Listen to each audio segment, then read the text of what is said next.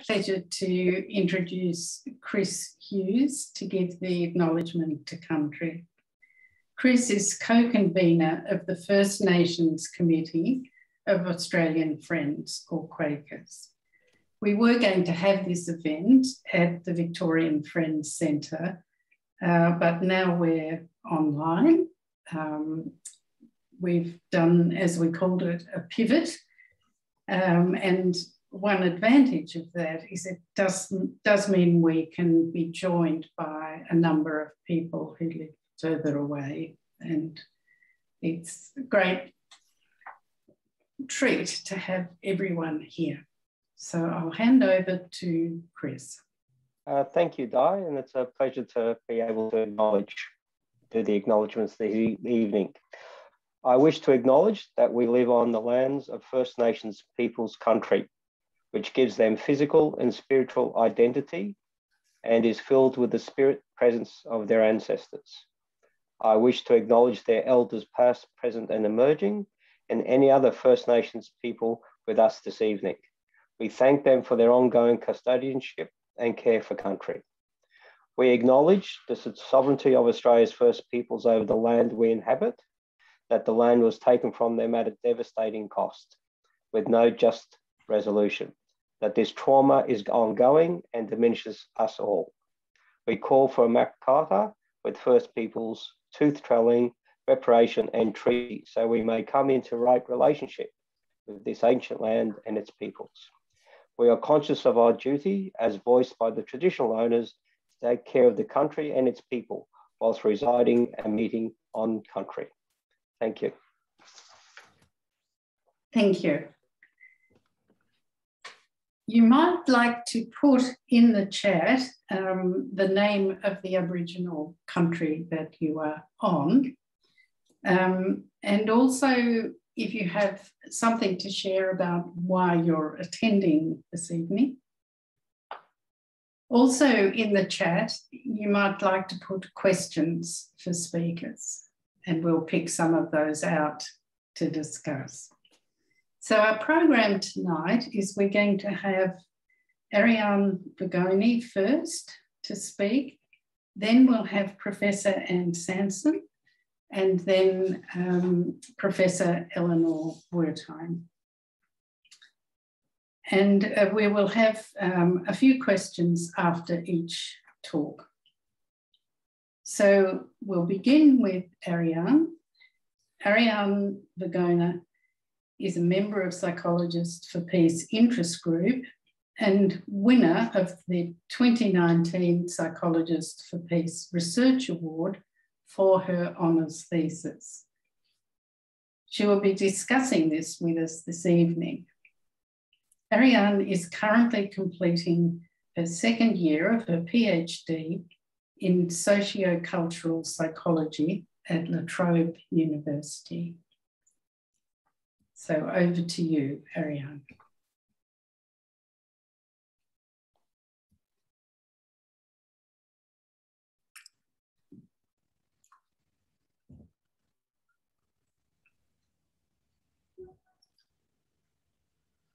Alrighty. Thank you, Di, for that introduction. Good evening, and thank you for attending this wonderful event to celebrate the International Day of Peace with the Psychologists for Peace interest group. And thank you for the group for inviting me to speak tonight. So before I begin, I'd like to acknowledge myself, the traditional owners of the land, the Wurundjeri people, from which I zoom in from this event tonight. And I pay my respects to elders past, present, and emerging. So in alignment with the 2021 theme, Recovering Better for a Sustainable and Equitable World, my honours thesis that I'm presenting here tonight aims to contribute to co-creating a more sustainable, resilient, and healthier humanity.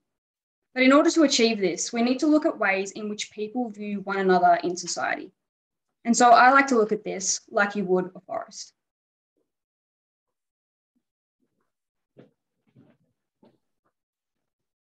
So imagine walking into the forest, such as the one shown on the slide here. What do you see? All organisms as different entities set and fixed? Or do you see an interconnected forest with everything influencing one another? So taking this perspective and applying it to a diverse society like Australia, if you see cultures as separate entities, you are viewing the world through a multicultural lens. The contrary to this, if you view cultures as interconnected and mutually influencing one another across time and history, then you're viewing the world through a polycultural lens or endorsing polyculturalism. So just to clarify here again, multiculturalism, as you can see from the Venn diagram here, focuses on the differences between groups, and polyculturalism focuses on what connects them. But you may be asking, why are these perspectives important? Well, intercultural ideologies are norms that provide a template or a framework for how we interact with diverse others in society. They are unique to each community's social, political, as well as historical context. The intercultural ideologies show us how to categorize and distinguish between groups of people and contribute to how engaged, as well as included with others in our diverse society.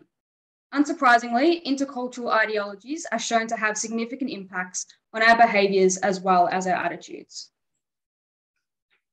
So today, more than 7.3 million people have settled in Australia, and 49% of the current population were born overseas or have one parent who was born overseas.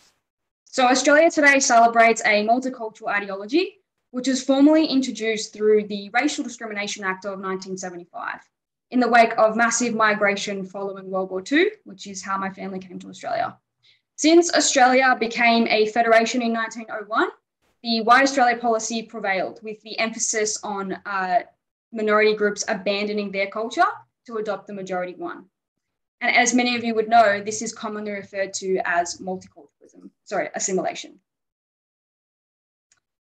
Multiculturalism is highly endorsed in Australia, with 84% of Australians believing that multiculturalism is good for the country, and this has been steadily inclining over the last 40 years. Studies have shown that majority of Australians believe that their values, identity, and beliefs are respected, and that they have tolerant and accepting attitudes. Compared to criticisms of multiculturalism in other European countries, Australia, in its multiculturalism, has actually been relatively successful in reducing some power imbalances that are seen between cultural groups due to its focus on integration.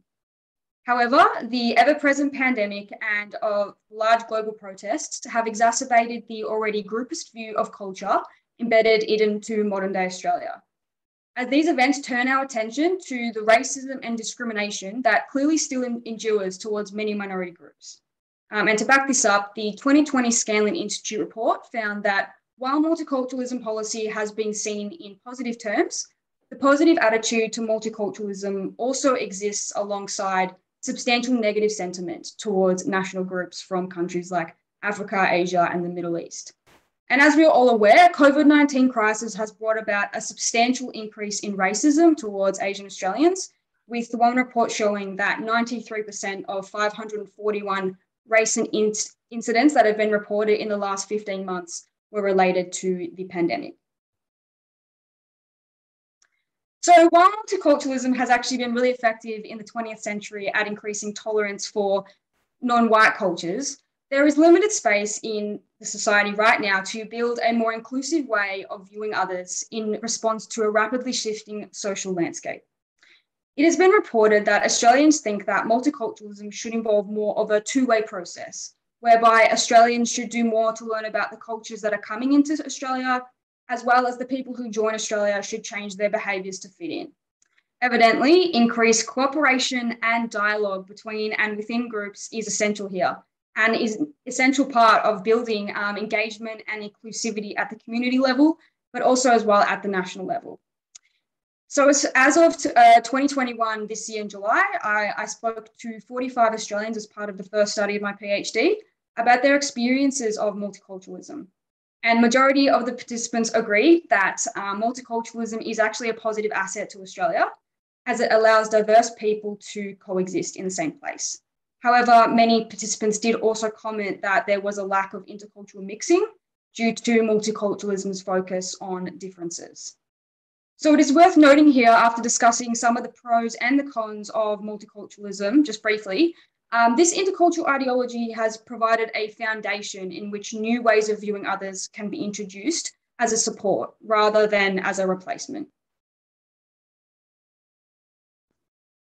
So during the time where suffering and misinformation has divided us, a more dynamic and fluid cultural ideology is being proposed, namely polyculturalism.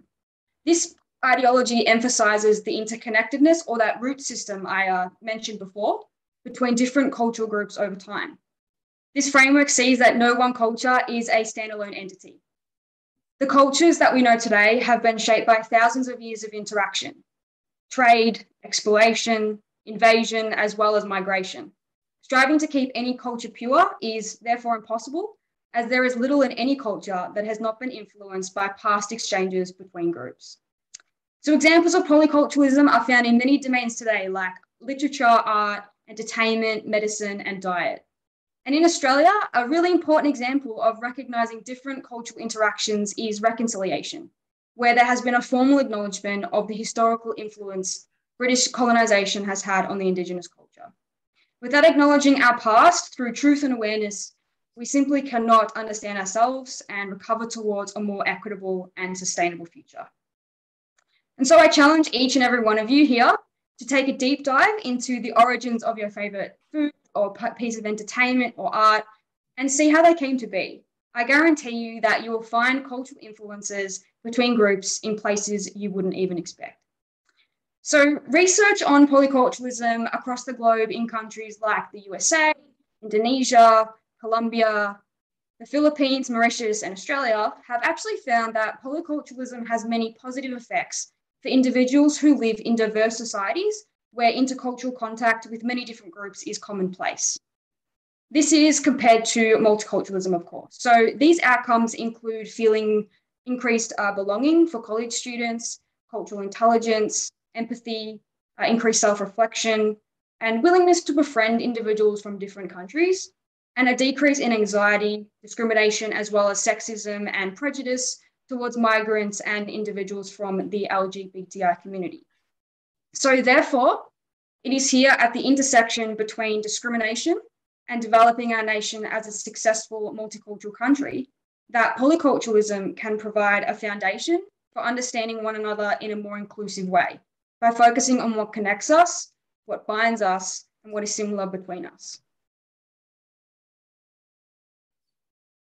So overwhelmingly, during the interviews that I mentioned before, participants agree that having one pre-planned national identity may end up being quite exclusionary. So with the assistance of polyculturalism, some participants felt that the identity of Australia could be co-created instead.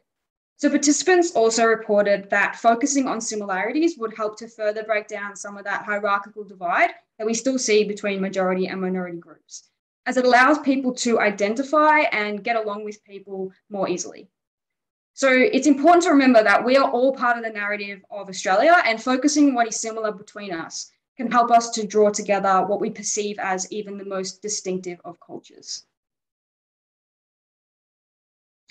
So my honours thesis, for which I won the award that I'm presenting tonight, was focused on these ideologies and the impact they have on psychological flourishing. Now, flourishing is a psychological state that involves high levels of engagement with life and a strong social, emotional, as well as psychological connection to self and other. Research has shown that flourishing is actually connected to higher quality relationships, as well as more trust in those relationships, greater interpersonal empathy, as well as a perceived social support.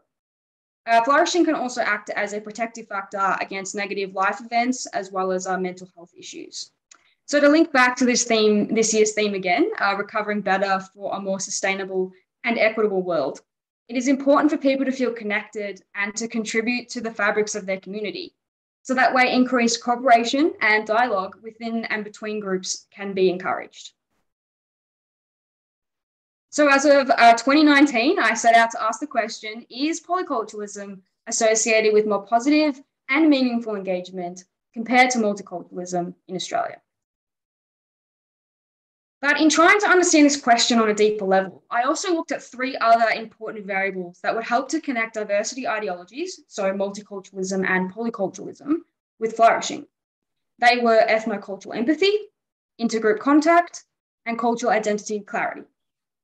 Ethnocultural empathy, as you can see on the slide here, refers to the awareness and acceptance of thoughts and emotions experienced by those with distinct ethnocultural backgrounds. This specific conceptualization that I used also measured how motivated a participant felt to verbalize and express thoughts and emotions in relation to outgroup injustices. Intergroup contact refers to interactions, whether that be frequent or pleasant or cooperative, with individuals from different cultural groups. And a clear cultural identity clarity provides an increased sense of coherence in the self through increased confidence in the group's shared history, values, and norms. So such factors are actually really important as they provide a greater specificity as to how or why diversity ideologies that I mentioned before could help people to feel that they can flourish, thereby feel included in society, feel autonomous, and of course, feel engaged. So after surveying 255 people online, the results showed that those who endorsed polyculturalism, that is, had a high rating on the scale that we gave participants, flourished more. This is because those people also reported increased quality of contact, as well as an increase in their ethnocultural empathy. These results suggest to us that polyculturalism is associated with more positive and meaningful engagement, which is the ideal environment for increased cooperation, as well as dialogue between diverse groups. Conversations promote resilience, and interaction with diverse others helps us to get to know people beyond their cultural categories, and this helps us to break down our biases. So those that did not actually report as having a migrant background, so therefore they identified as being Australian born, and this study had lower flourishing through reduced cultural identity clarity. This means that individuals were not confident in their cultural group and its shared history, value, and norms. These results show us that perhaps exploring our own identity may help us to have more meaningful engagement. This makes sense as social as well as personal identity really can't be separated. And what's really interesting about this study is that we found no significant results for multiculturalism. But overall, these results highlight how polyculturalism has potential positive and negative implications for flourishing in Australia. So as the world and the people that comprise it complexifies, it seems that asking participants about more than one of their identities, whether that be cultural or social, is an important step to understanding how polycultural endorsement impacts one's personal experience with the self. The question I am interested in exploring further in the last study of my PhD is how do these diversity ideologies impact the integration of multiple dynamic identities? What is also of importance for future research to investigate is how do we cultivate polyculturalism if it's so important? And what important factors, such as reflexivity, cultural knowledge, or cognitive flexibility, for example, contribute to polyculturalism, or are they a consequence of it? So as I've previously touched on, one of the features of polyculturalism is the ability to focus on what is similar. This means that polycultural endorsers don't focus on fixed and static groupings, and therefore are not limited to categorizing people based on their race or ethnicity. Those who endorse this ideology have the potential then to zoom in and out, identifying at the local level of their community, but also as large as a global citizen, through the similarity that we are all human. While this research highlights how polyculturalism can impact local engagement, I actually also believe that polyculturalism is one small piece of the puzzle in the cultivation of global citizenship. So as you can see on the slide here, global citizenship involves three arms of social responsibility, global competence, as well as global civic engagement. We live in a country now that represents every single country in the world. We have such a mix that it seems logical that as we focus our recovery from the perils of COVID-19, we would focus on cultivating our ability to then be global citizens. So polyculturalism, as you can see from this novel research presented here today, can help to foster a sense of interconnectedness, intercultural contact, empathy, and also on global justices and disparities. That is, it has the potential to cultivate more meaningful and positive engagement through increased ability to get along with and identify with others. So many of the interviewees in the first study also thought that the essence of polyculturalism is a willingness to accept and see others through shared learning, tapping back into that two-way process that Australians reportedly aspire for. The process would require curiosity and asking questions rather than coming in with our preconceived ideas, and to have interest in deconstructing all perceptions, overcoming the associated fear and anxiety, and co-constructing new ones together, to realize that similarities and differences actually can live side by side. So overall, this preliminary study shows us that polyculturalism, alongside multiculturalism, while it may not be a cure-all, can potentially help to create more equitable and inclusive opportunities for all cultures by strengthening the interconnectedness of Australians, especially in the face of crisis and adversity. So thank you very much. I look forward to answering any questions, and of course, happy International Day of Peace.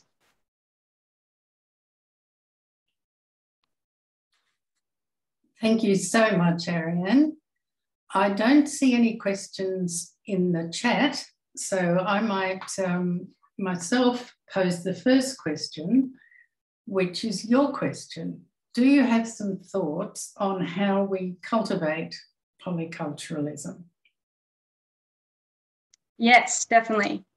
There is a number of ways that's really exciting about this is that you can approach it. So polyculturalism is obviously multifaceted. And so it's something like increasing trust in each other in order to ensure that people feel comfortable to approach other people, to cultivate that wanting to learn about history and about other cultures in society. I think it's like I said, a curiosity. So we have to kind of encourage that. It also comes down to education. People need to learn about the historical influences and interactions across time and be able to kind of have that ability to reflect. So I think a lot of these kind of cognitive skills, as well as obviously getting out in the environment and meeting people and learning and being okay with kind of offending people or maybe being wrong sometimes, but coming from a really good place. I think those are how we start to cultivate polyculturalism. And also as well, how we frame messages. So instead of framing it as a difference, even though we're trying to preserve culture, which is really positive, but instead of framing it as a difference, you want to frame it as what's similar, what's connected, how are we united? So I think it's really subtle in those ways, but really important for the start of cultivating polyculturalism. Thank you. To the Zoom host, can we go back to a gallery view? Oh, yeah, I'll stop sharing now. Yep, there we go. There, so in case there's one more question.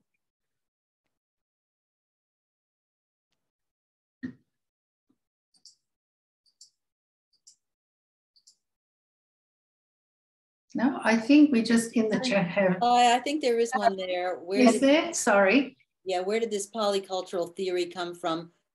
Country, dates, which discipline? What's the history of it? Oh, yeah. So polyculturalism was from an anthropological discipline, specifically looking at like Kung Fu by Prasad in 2001 and Kelly in 1999. So they were the primary literature in which it emerged, and then it was operationalized by Rosenthal and Levy from the USA. So that was kind of where it first started. And so there's only one kind of scale to measure polyculturalism so far. And there's, some scales in the works to not only contextualize the scale, but to also broaden it to other different population groups. So, yeah, so usually the USA and then spread out to other countries, like I said, in Asia, Mauritius, places like that. Thank you so much. I think people really enjoyed that presentation very much, and it's given us a lot to think about. Is somebody putting their hand up, Diane? Claudia. Claudia. Okay, Claudia. Sorry, I couldn't see you. Just one more question. Okay. Okay. I was wondering in which context you see foreign language learning in polyculturalism. Mm-hmm.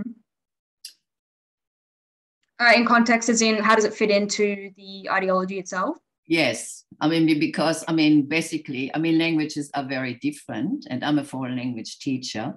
Well, that's why I'm asking the question. And anyway, I have a background in intercultural teaching and learning as well. But you see, I'm just wondering, because I haven't heard poly means many. I haven't heard that term before. And I was wondering, you see, my idea is, well, anyway, I'll let you talk about polyculturalism because I've got some ideas and I would like to find out what you think. Yeah, definitely. I'd love to discuss this later on if we don't have time to finish this conversation right now. But definitely. But yeah, I think polyculturalism and learning languages is essential. I think it's important to understand how other people express themselves so that we understand their culture, as well as understanding how your culture may be similar to their culture.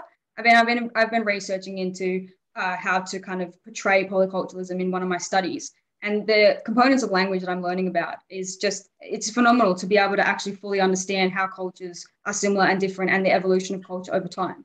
And like I said in the talk, there's so many overlaps between cultures that you wouldn't know, and it really does stem from language is one massive component. So I think there's a massive overlap. Thank you. Thank you. Thank you.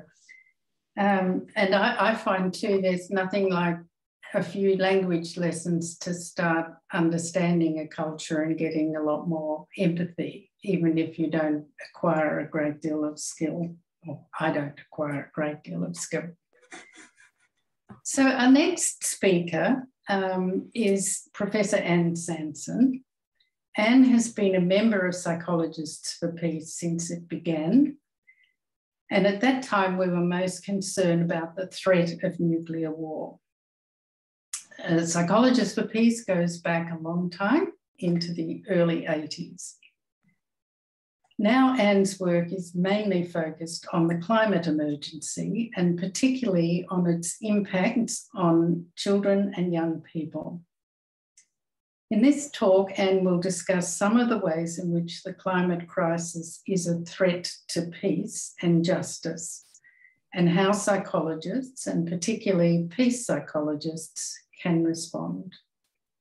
Thank you, Anne. Thank you, Di. I'll try to share my screen now. So thank you, Di, and thank you, Chris, also for that lovely acknowledgement of country. And I want to also acknowledge that climate justice is a really critical issue when we're thinking about First Nations people and the climate crisis. So there are many ways in which the climate crisis is related to peace. So I'm going to be skimming over the surface quite a lot and going fairly fast, especially now when I wasted all this time. I should point out that I'm talking about peace the way we tend to talk about it in Psychologists for Peace, and that's in a very broad sense. So we talk about the very close connection between peace and justice, and talk about structural peace and structural violence, as well as the more direct sort of violence and aggression between people, between groups, and between nations.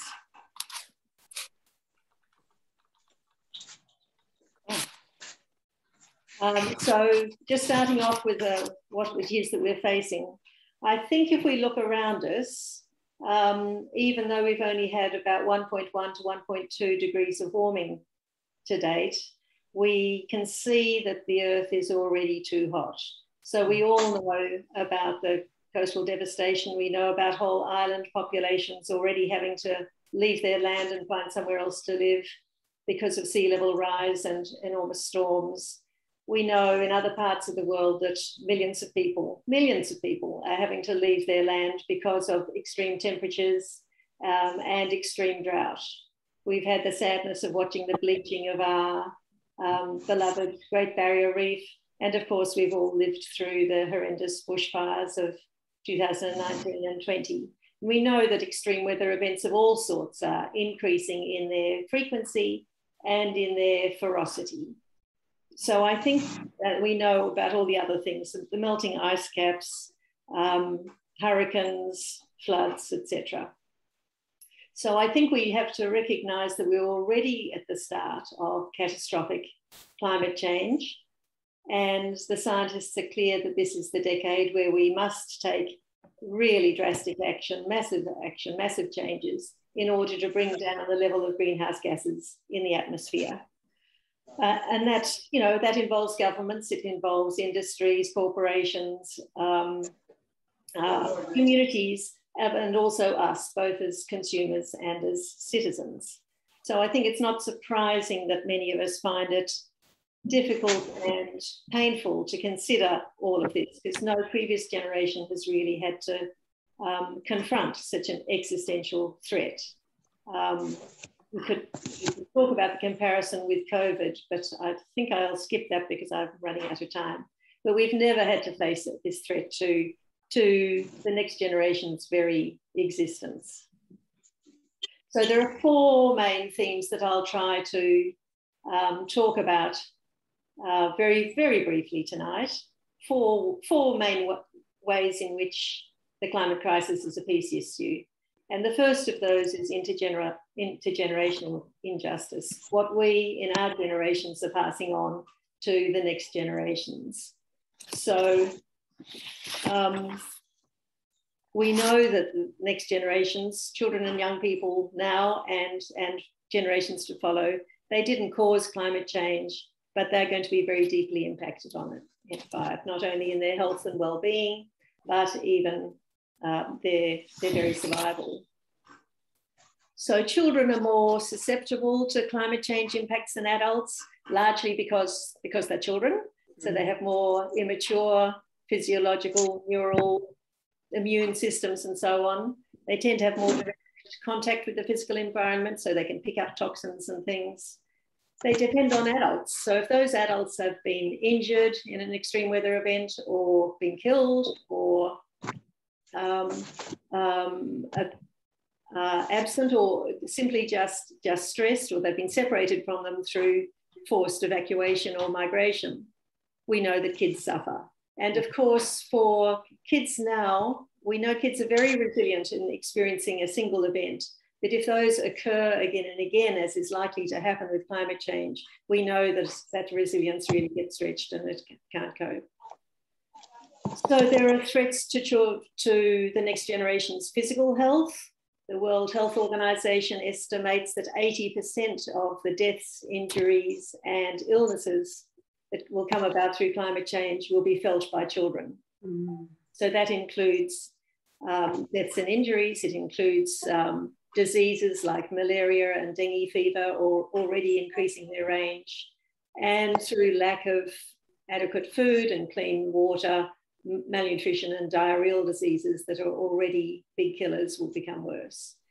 And the research is very clear on when kids are caught up in an extreme weather event like a hurricane or a bushfire or a flood, rates of PTSD and depression and anxiety, sleep disorders, learning problems all increase, as you might expect.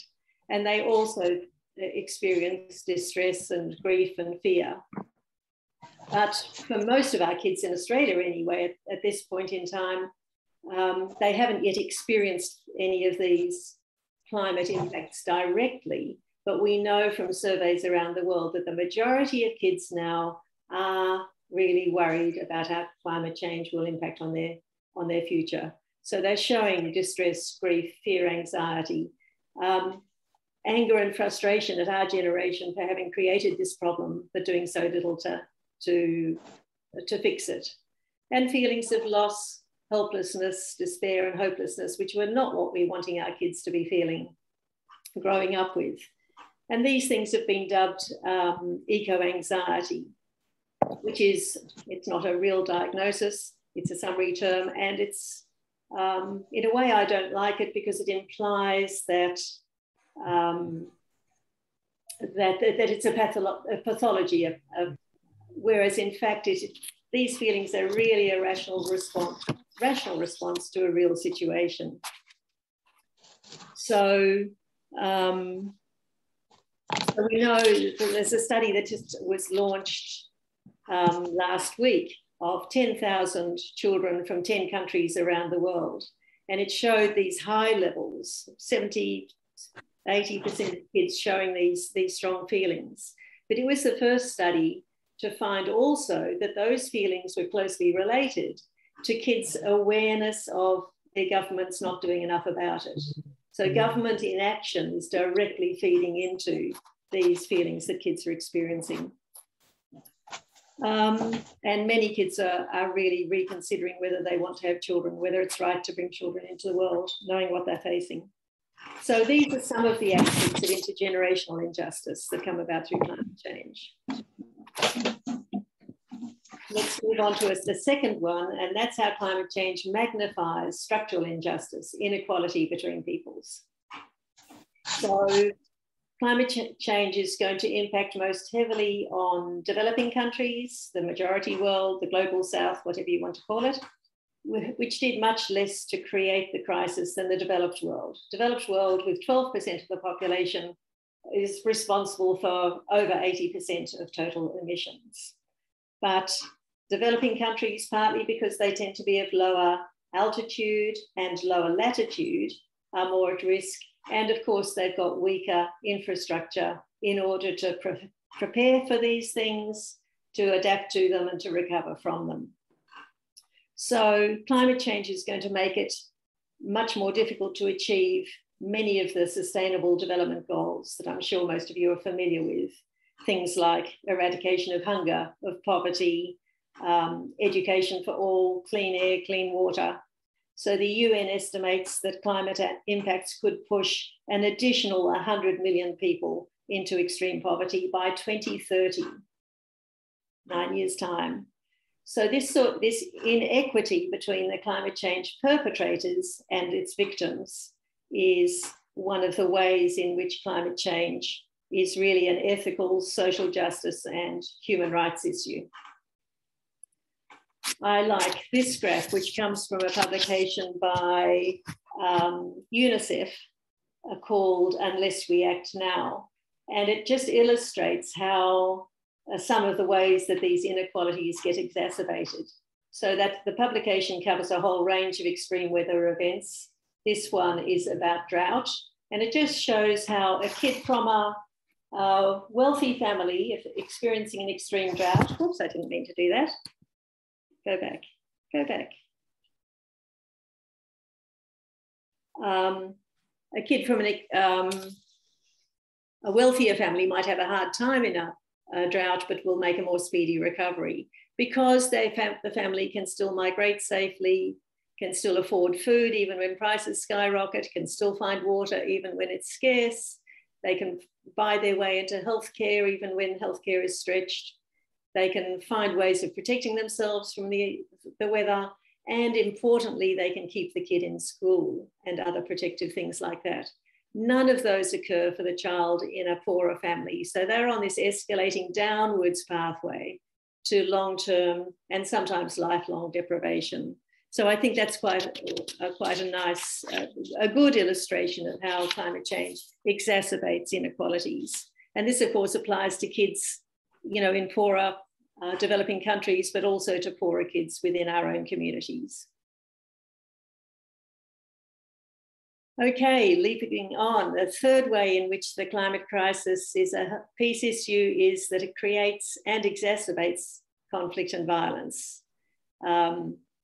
So because of scarcity of food and water and land to live on, because of the huge number of millions of refugees that are predicted, that leaving their homes and not being welcomed into host countries. For all these reasons, it exacerbates conflict. So bringing that closer to home. I guess the other thing too is that there's real fears that climate change could trigger a nuclear war, which of course would be utterly devastating. Coming closer to home, last week, the Climate Council released this report, Rising to the Challenge, Addressing Climate and Security in Our Region. And this quote in it from the Secretary General of the UN, I think explains that quite well. So describing climate change as an existential risk, it threatens the very survival of humanity. And it also, that it amplifies other security risks like conflict and war. So the key findings in that report in terms of Australia are that climate change increases the risk of conflict and we won't find that national security without addressing it. The financial support, the millions of dollars that go into subsidies to the fossil fuel industry are undermining our security. We haven't done a good job in terms of risk analysis of what these mean for Australia. And if we don't act rapidly and decisively, we won't be able to maintain collective security in our region. And buying 8 nuclear-powered subs is not actually going to cut the mustard and fix it for us. The money spent on just one of those submarines would go so far, wouldn't it, in terms of building renewable energy infrastructure, helping farmers changing to regenerative practices, promoting electric vehicles. Just think what we could do with that money. And certainly 8 nuclear submarines arriving in 40 years is not really going to help us very much. So that's some ways in which climate change increases the risk of conflict. A fourth way is more to do with nature and to do with eco-justice. So we know about the horrible things that are happening in the natural world, the polar bears without ice, the bleaching of the corals, the fact that the Amazon rainforest is in danger of changing from being a huge carbon sink to becoming a carbon emitter. And 1 million species of plants and animals threatened by extinction, not all directly due to climate change, also due to other ways in which we've mistreated the planet. But it still is very confronting stuff. And we, of course, are interdependent with nature. Our survival depends on the natural environment. And besides that, if we think about nature as having rights in itself, the natural world having rights in itself, climate change then is very much an issue of eco-justice. Then a fifth way in which we could think about climate change. How am I going for time, Di? You're going well, Anne. Just relax, it's going very well. The fifth way we can think about the climate crisis being a peace issue is because psychological factors underlie both the ways in which we deny and avoid confronting climate change, but also underlie taking action on the climate crisis. So this model, Activate, is one that Susie Burke, who's here with us today, developed along with other colleagues to try to summarize some of the psychological strategies that we can use to overcome those obstacles to taking action. I don't have time to go through it in detail, but it's available on the APS website as part of the Climate Change Empowerment Handbook. But the first A is for acknowledging feelings, acknowledging that distress that we feel when we think about climate change. So one of the obstacles is, I forgot to say before, I might just go back, the sort of things that underlie denial and avoidance are things like feeling like it's a problem that's somewhere there in the future, but that's harder to hold on to now, I think. I think we know it's around us right away, but not wanting to confront the unpleasant feelings we have when we think about it, resisting change, feeling that one person, you know, what can I do? What difference can I make? So it's these sort of obstacles that we can overcome with these sorts of strategies. So A is acknowledging those distressing feelings, both in yourself and in others. The C is creating social norms. Everybody's acting on climate change, aren't you? It's, you know, the normal thing that we do. The T is talking about it, and so on. And I won't spend more time going through all of these. It goes just straight on to talk about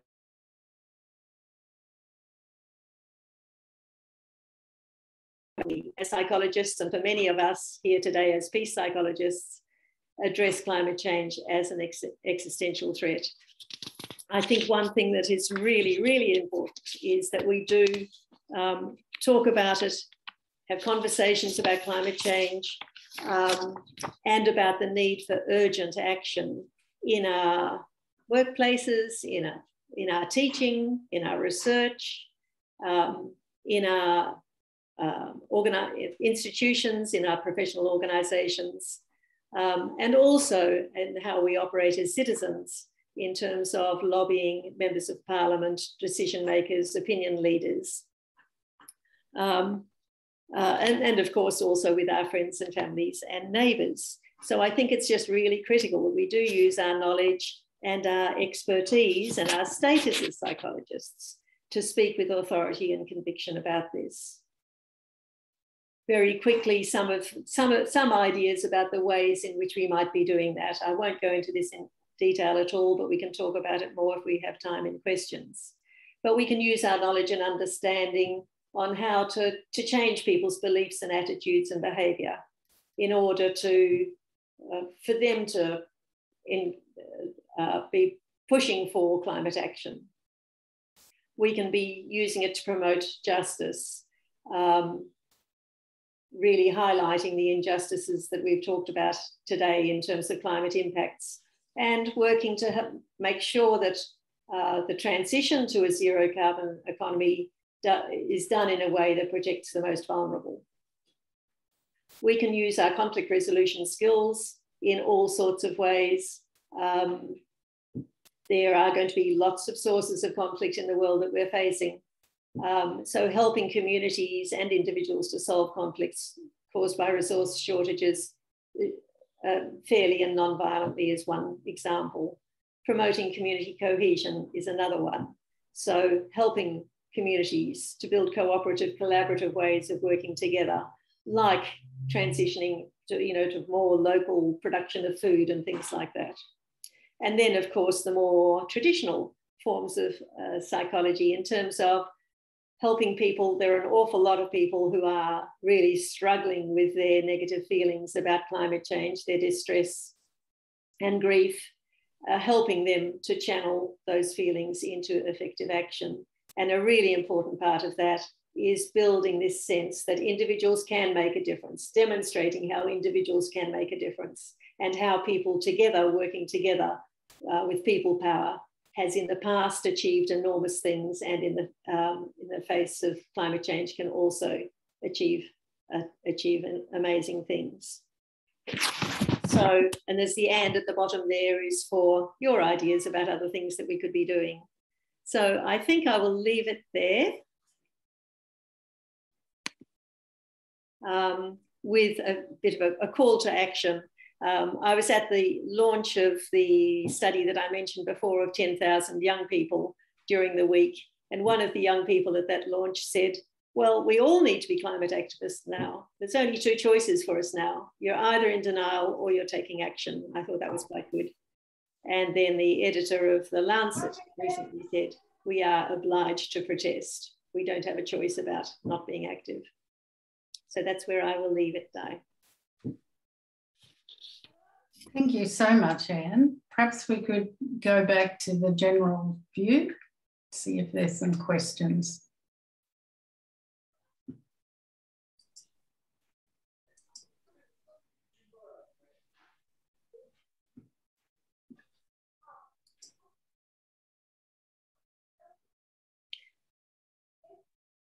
I know I covered a lot of ground there, and it's fairly hard confronting stuff that I was talking about. My apologies for that. It's excellent, thank you. I really enjoyed the way you reduced it to such clear themes that we can work on. I wondered, Sue, if you wanted to say anything. Sue Ennis, W Inc. What about Di? The only question I'd have to a psychologist, and Di knows this, I've been running some things on finances, because we know that doing stuff with your finances and which bank you have, which superannuation fund you have, and all this, yet it's fascinating. I was asking a person the other day, it was a young one, we were doing stuff on banks because of the carbon issue. And people, I found it really interesting, people are quite resistant to even going there. And we know structurally finance is the one thing, the politicians aren't listening. Finance is the one thing I'm doing with Australian religious response to climate change. Unpack what I'm facing. What we're in the group who are doing this. We've got, yeah. Yeah, well, I think that is one really important way of taking action. And Market Forces is an organisation that's really good in supporting people to do that, and have had an enormous number of successes. There are an awful lot of banks and insurance companies and major financial players who are recognising that they they can't be supporting fossil fuels, that they have to be getting out of it. We've got an awful long way to go. With the Stop Adani campaign, they had to work really, really hard to find people to insure them, because climate activists worked on most of the insurers to show them that it was not in their interest to support the mine. But all it takes is one or two to not be going along with it to give them the support that they need. So I think that becoming, doing that unpacking, using organisations like Market Forces that do fantastic research into what the investment holdings of banks and things like that have, and making that choice and telling them, if you do decide to change banks or change insurance companies or change your super fund, to tell them that's why you're doing it, I think is an effective way and an important way of taking action. We do. We work distinctively with Market Forces, and we've set up a whole program with them. But the interesting thing for me is that people don't understand the link between money and climate. They understand about plastic or recycling their bags, but the bigger picture stuff, that's my psychological question to you. Yeah. Well, if you feel, that's interesting. It always shocks me deeply to know how much we as taxpayers are supporting the fossil fuel industries through so many subsidies and forms of support. And getting that message out probably is quite difficult. And I guess for some people, they just think of their banks as the safe place where they put their money, and they don't think harder about it. So I guess this is just another thing where we have to be speaking out and educating people about the way the financial system works and can be used to support both the good things and the bad things. I'm looking forward to the day where it's much easier to do ethical investments directly into things like renewable energy projects, which at the moment is, there are not that many options available for people who are wanting to make their money do good rather than support bad stuff. But I think all of that's changing fast. Not sure if that answered your question, Sue. I think it's very interesting, and this compartmentalising of knowledge. So an important part of your talk was to try and bring together peace and environment, which are often dealt with in separate compartments, and now Sue is saying and finance is seen separately.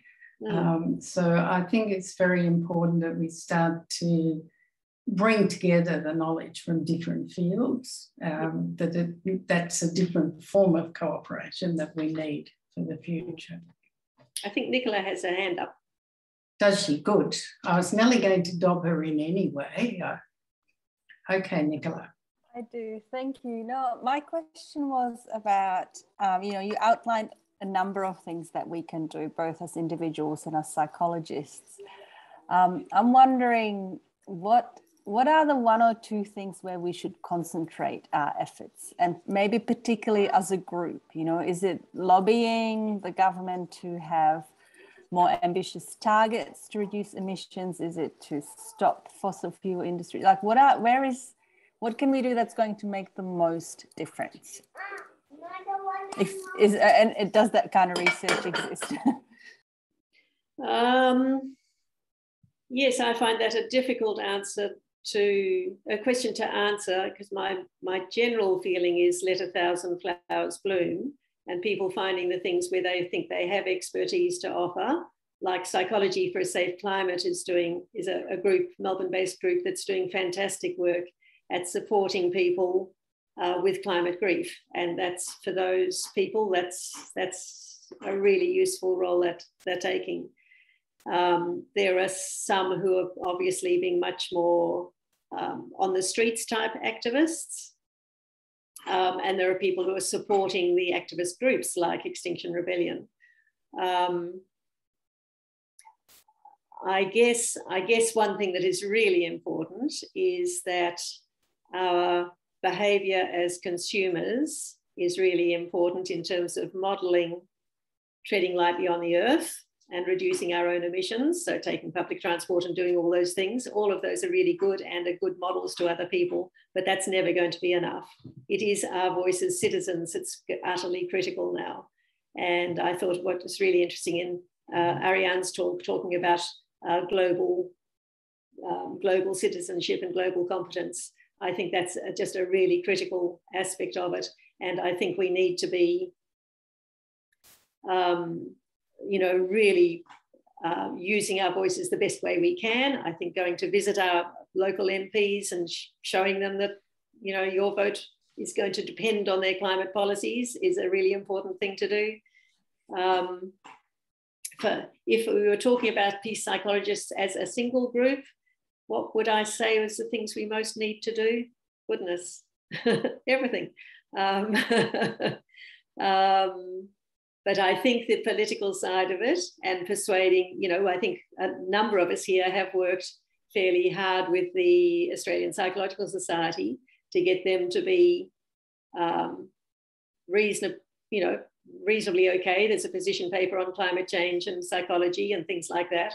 I think to be pushing whatever professional organisations we're in to take more action, and our institutions. But some of us are in a context where we can incorporate it into our teaching in a much more effective way than we do. Some of us can steer our research into that area. I think it's all going to depend on the skills and interests of the particular group you're working with. Thank you so much, Anne, for such a good talk, and everybody for good questions. And now we can move on to a slightly lighter and more creative vein.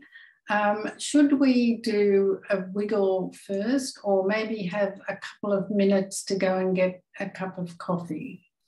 What do you think? Excuse me, Di.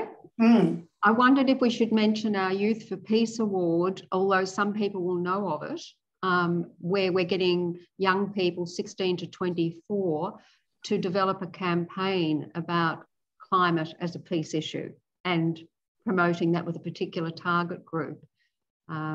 That's one thing that we're doing as Psychologists for Peace, is trying to work with young people on that. Yes, and that for our particular group, I think that was something where we had the expertise and the capacity to launch that project. And the idea of the Youth for Peace project is the kids can be working together, which is a really important thing in addressing issues like the climate crisis, which are so heavy. But they can also develop that sense of efficacy, that there are things that a bunch of kids can do to influence people who matter to do more on the climate crisis. So that was good to mention that, Liz. Thank you, Liz. Well, I think we should move straight on to our next bit, and if you need to do a wiggle or get a coffee, maybe you can sneak that in during the video. So our next speaker is Eleanor Wertheim. Eleanor is Emeritus Professor at La Trobe University in the School of Psychology and Public Health. She has a strong interest in providing education and professional development in cooperative approaches to resolving conflict. She was a foundation member of Psychologists for Peace and is a former national convener and is currently our treasurer. Eleanor was a chief investigator on enhancing relationships in school communities, a project initiated by Psychologists for Peace. She'll mention this project shortly. Eleanor has been working with the United Nations Institute for Training and Research for the past 25 years, providing professional development in peacemaking and preventative diplomacy for UN staff and diplomats. Over to you. Thanks, Di. I'm absolutely delighted to be able to launch our new Wise Ways to Win video. So I'll tell you a little bit about it first and give you something of a context of it before we actually take a look at the video.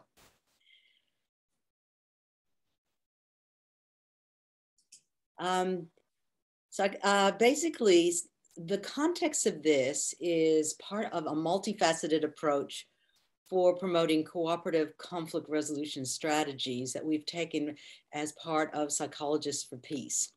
And it started out in the very beginning, in the 1980s, when Psychologists for Peace was Psychologists for the Prevention of War, an interest group of the APS, and in the 1990s. And we developed a visual model for how you could cooperatively resolve conflict.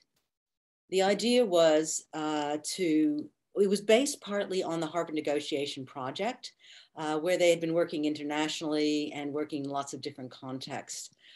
So the idea is that you would have setting the scene for cooperation, then you'd look at interests of the parties, create options, combine the options into a win-win solution, and then try to come up with some sort of an agreement. We developed resources to do this, and we also disseminated it through a number of different venues. So we had a speaker's kit, and we had workshops that we developed. There began to be university-based training programs. We had professional development programs for psychologists and other sorts of professions. And we also later in the 2000s, we started working in the Enhancing Relationships in School Communities project, which was for primary schools. So we worked with whole school communities, trying to have them come up with a cooperative approach to resolving conflict and helping coach students in learning this, so that we included a curriculum that the students would see. And then we would also have the teachers practice this with the students in the playground, in the classroom, when they had a conflict. And we had a simplified version of the model that we used. And as Di mentioned, I've also worked with the UN context, and Connie Peck, who is one of the founders of Psychologists for Peace, went off and started to work at the UN level. And so some of us have been applying a similar sort of model at that level. Now, some of the things that we came up with were a series of posters and calendars, which some of you probably recognize. And one of them was called Wise Ways to Win. And this was trying to put it into a context. So it was a peace building effort where we would disseminate it broadly in the community. And lots of people started putting posters up, and which was much more common then than it is now. But so looking at the concerns and the needs, and it was a story about a kookaburra and a koala that had a dispute. And then they walked through various steps to try and resolve the dispute. And we had a number of other sorts of spin-off posters that we did. All in all, there was about 11 different calendar posters or posters that were developed, on one of when it was in Swisserdeutsch in Switzerland. Another thing that happened at that time was one of our members, Ivan Milton, thought, why don't we make a children's book out of this story? And so he wrote a children's book that was elaborating on this dispute between the kookaburra and the koala, and Wise Owl was going to, their approach to it would be helpful to try and put the steps into practice. So we had it published by Hill of Content, and as a Psychologists for Peace team worked on it. And we had two wonderful illustrators, John Phillips and Kirsten Bell, who illustrated the book, and it was lovely. And so we started disseminating that as well. So the video that we're going to be seeing now is based on the book, Wise Ways to Win. And the reason that started happening was there was some initiatives early on. Susie Burke decided, why don't we do a children's pantomime or play? And so she developed costumes about the kookaburra and the koala, and they and went to schools, and so that children would see the play, and then they could talk about it afterwards and come up with concepts about it. More recently, Di Bretherton decided one day she was going to narrate the book to some young children, and it went really well. So she said, why don't we just videotape a narration, get a younger person than us narrating it, and then we'll come up with a video. So our Psychologists for Peace team started throwing the idea around and decided, why don't we do more than just have somebody narrate? Why don't we make a really nice video out of it? And the reason we could do this is because Bergen O'Brien had helped us in the past to come up with a wonderful video for our Youth for Peace Award. And it turned out much better than we ever expected. And so we asked Bergen if he again would help us with this video, Wise Ways to Win Video. So he really came up with the whole idea of how to, he was the director and the editor. So many thanks to Bergen for doing that. Eve Morden was the narrator. And Susie Burke and Kath South were crew on the video, and Stuart Carter did camera and sound. And the Psychologists for Peace team gave feedback along the way. So it was a really group team effort to come up with a video. Now, if you want to see it at another time, it's available on YouTube, and you can just search for Wise Ways to Win Children, and you can see it and you can disseminate it. We're going to be looking at it not on YouTube today. But that's really the background of what we're going to be doing now. And I'm hoping that it's going to be really delightful for you. So I'm going to stop sharing this presentation, and then I'm going to share the video for you.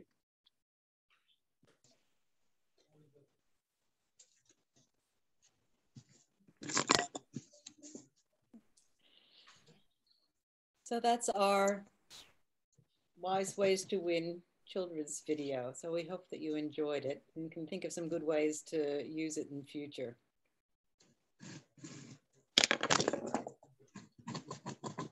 So thank you so much, Eleanor. And thank you for everybody who contributed to the video. I wonder if Susie and Bergen want to say something for 1 minute. 1 minute? Yes. Because we've got 2 minutes left.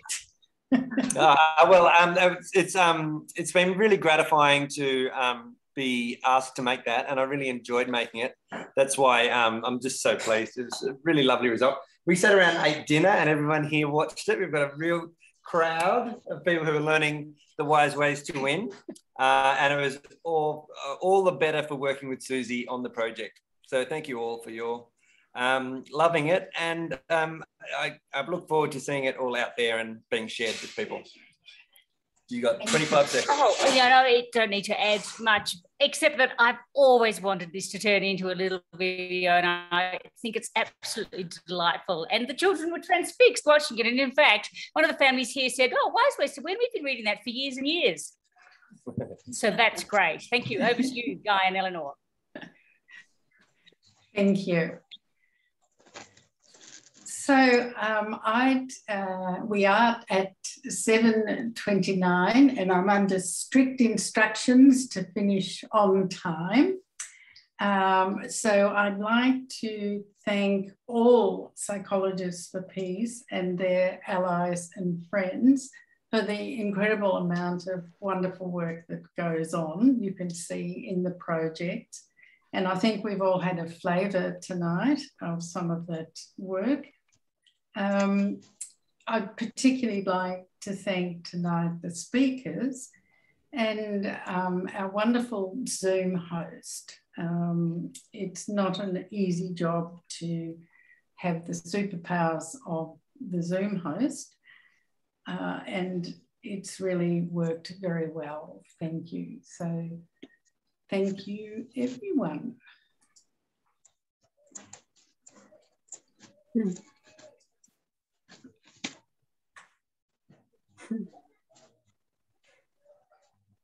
Thank you, everyone. There was a question, actually, if anybody, feel free to go, but there was a question about what age group is it suitable for? And good, yes. We are still trying to find that out. So probably 4 years old and in primary school sort of ages, good ones. But Anne, do you have some sense about that? No, Eleanor, I think you're right. There's obviously variations between kids, but I think from reading the book, I don't know about seeing the video, but reading the book with some 3-year-olds and certainly 4-year-olds and right up through primary school age. They always seem to enjoy it. And the video, I guess, is a little bit more, even more accessible than the book in a way. The kids here were just saying, that's a funny question. I think it would be suitable for any age. Oh, and they are a variety of ages here. We go from 12 to 17. And they sat there and enjoyed it and found it useful. So that's good.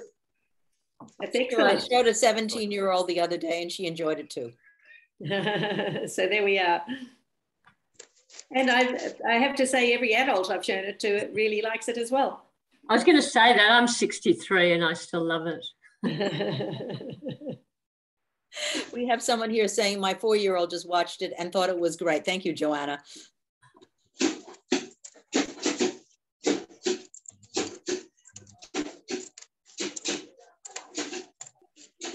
I think that's so I must say, I was trying to think about how you might apply it to anti-vaxxers.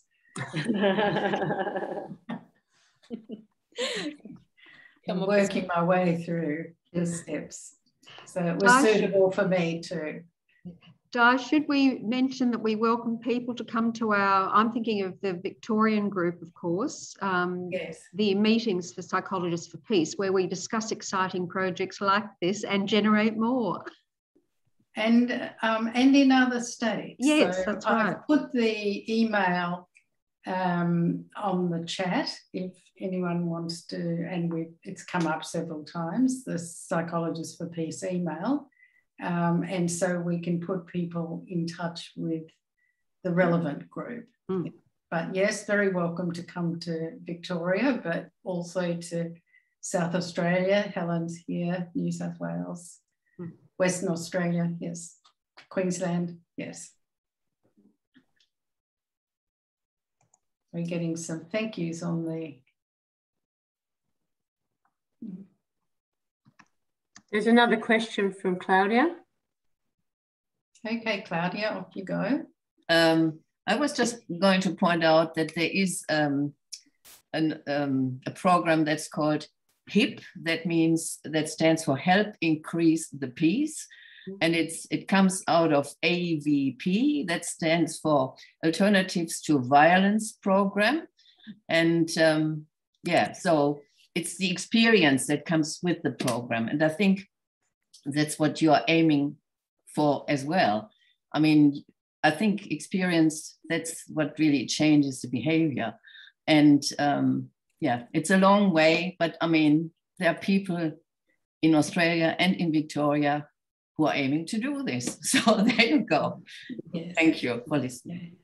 And again, if people want to email in, I can give them some contact, some people to contact to get in touch with the AVP and HIP program.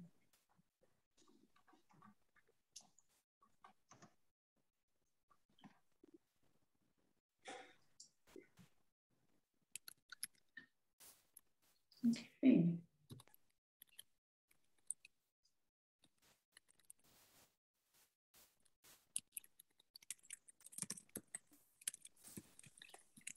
Thank you, everybody. Thank you for coming. Bye. Thanks, everyone. Thanks, Jenny, for hosting it. Pleasure. Yes, and now we forgot to work out how to say goodbye, so everyone could just gracefully depart. You can all say goodbye together and wave. Yeah. Lovely seeing everyone. Good night. Have a good evening. Bye. Bye. Bye.